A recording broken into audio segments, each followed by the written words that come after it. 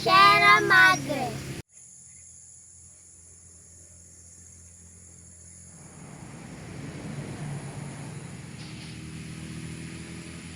Alam niyo ba kung bakit may bundok ng Sierra Madre?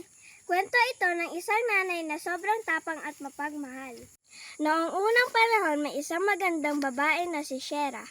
Mahal na mahal niya ang kanyang anak na si Iloco at si Tagalog. May masamang hangin, si Bugsong Hangin.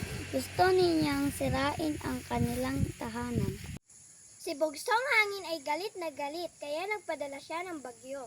Maprotektahan ang kanyang mga anak, humika si Sierra sa lupa. At naging buntok siya, ang Sierra Madre. Harang sa bagyo, yakap sa kalikasan.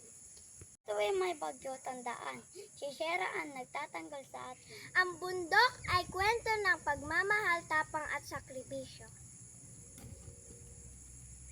Yan ang alamat ng Sierra Madre.